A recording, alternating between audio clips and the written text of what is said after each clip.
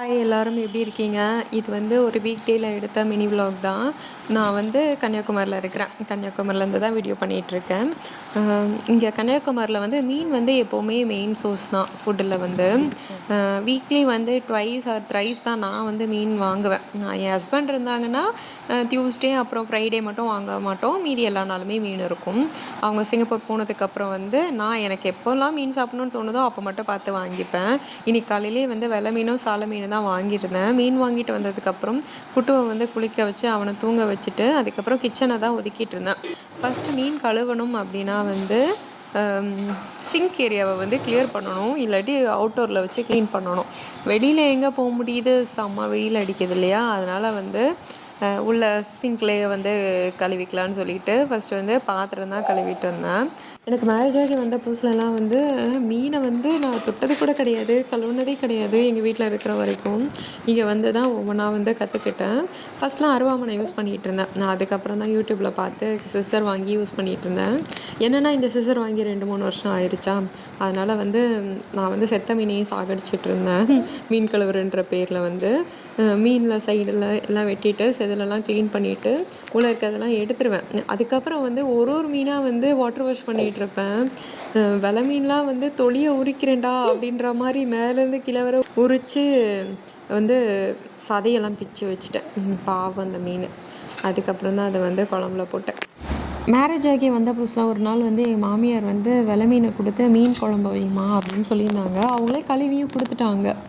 நான் வந்து என்ன பண்ணேன்னா யூடியூப்பில் பார்த்துட்டு மீன் குழம்பு வந்து வைக்க ஸ்டார்ட் பண்ணிட்டேன். வெங்காயம் தக்காளி நல்லெண்ணெயில் போட்டு வதக்குன்னு வதக்கிட்டு அதை அரைச்சி ஊற்றி ஒரு மாதிரி எண்ணெய் மிதக்க புளிக்குழம்பு மாதிரி வச்சுட்டேன். புளியும் கரைச்சி ஊற்றி என்னாலே அது வந்து சாப்பிட முடியல.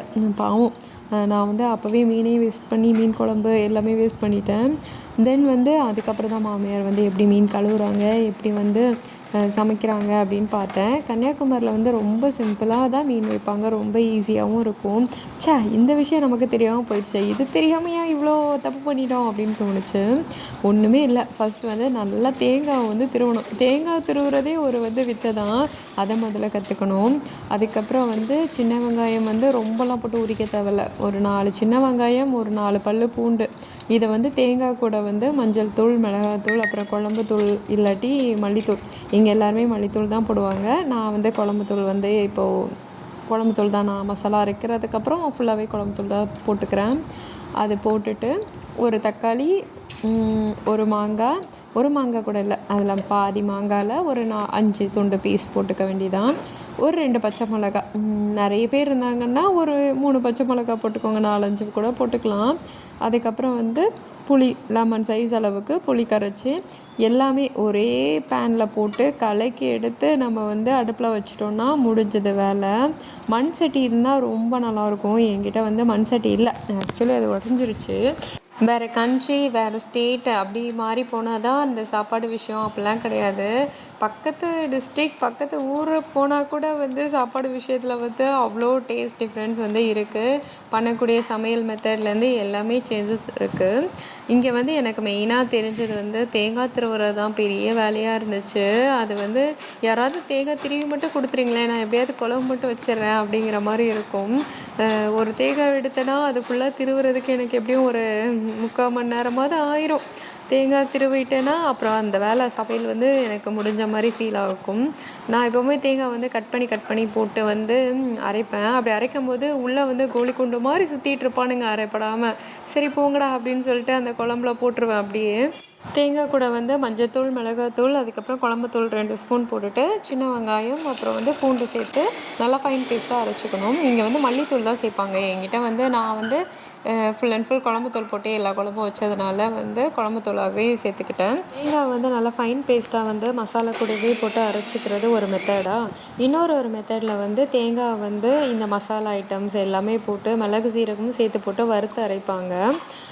இப்போ வந்து மீனில் புளி கரைச்ச தண்ணி, அதுக்கப்புறம் தேங்காய் அரைச்ச பேஸ்ட்டு, அது கூடவே கொஞ்சம் தண்ணி சேர்த்துட்டு நம்ம வெட்டி வச்ச காய், தக்காளி, மாங்காய், பச்சை மிளகாய், அப்புறம் வந்து ஒரு டம்ளர் தண்ணி சேர்த்துக்கிட்டு இதுக்கப்புறம் உப்பு, கருவேப்பிலை போட்டு நல்லா கரைச்சி எடுத்துட்டு அடுப்பில் தூக்கி வச்சிட வேண்டியதுதான். குழம்பு நல்லா கொதித்து வரும்போது ஒரு டேபிள் ஸ்பூன் போல் வந்து தேங்காய் எண்ணெய் ஊற்றிக்கலாம். சம்டைம்ஸ் வந்து தாளிச்சும் ஊற்றிக்கலாம், பட் இந்த டேஸ்ட்டே நல்லாயிருக்கும். இதுக்கப்புறம் வந்து கொஞ்சம் மீன் மட்டும் ஃப்ரை பண்ணி எடுத்துக்கிட்டேன். அவ்வளோதான். இதுக்கப்புறம் வந்து சால மீன் வந்து குழம்புத்தூள் ஒரு ஸ்பூன், மஞ்சள் தூள், மிளகாத்தூள், அப்புறம் உப்பு, கொஞ்சமாக தட்டி வச்ச பூண்டு எல்லாமே சேர்த்து மிக்ஸ் பண்ணி சைடில் வச்சுட்டு சாப்பிடும்போது சூடாக பொரிச்சிக்கலான்னு சொல்லிட்டு இருந்தேன். நான் வந்து மேரேஜ் முன்னாடி வந்து ஃபுல்லாக ஃப்ரை பண்ண மீன் தான் சாப்பிட்டுட்டு இருந்தேன். அதுக்கப்புறமே ஃப்ரை பண்ண மீன் மட்டும் தான் பிடிக்கும் எனக்கு. ஆனால் இந்த குழந்த பிறந்ததுக்கப்புறம், என்னோடய ஃபஸ்ட்டு பையன் பிறந்ததுக்கப்புறம் பிரெஸ்ட் மில்க் வந்து இன்க்ரீஸ் பண்ணுறதுக்கு வந்து மீன் தான் சாப்பிட்ணும் அப்படிங்கிற மாதிரி இருந்துச்சு இல்லையா? அந்த டைமில் வந்து மீன் சாப்பிட்டு சாப்பிட்டு சாப்பிட்டு இப்போ வந்து குழம்புல போட்ட மீனாக இருக்கட்டும், மீன் அவிச்சதாக இருக்கட்டும், மீன் ஒரு வாரம் மீன் சாப்பிடாமலும் இருக்க முடியாது, வாரம் ஃபுல்லாக மீனும் சாப்பிட முடியாது. அவ்வளோதான். இதுக்கப்புறம் சுட சுட சாதம் போட்டுட்டு சாப்பாடு, பொரிச்ச மீன், நல்ல மீன் குழம்பு வந்து இந்தளவுக்கு வத்தி வந்துருச்சு. சும்மா சொல்லக்கூடாதுங்க, மீன் குழம்பு வந்து உண்மையாகவே ரொம்ப டேஸ்ட்டாக இருந்துச்சு. தேங்க்ஸ் ஃபார் வாட்சிங். பாய்.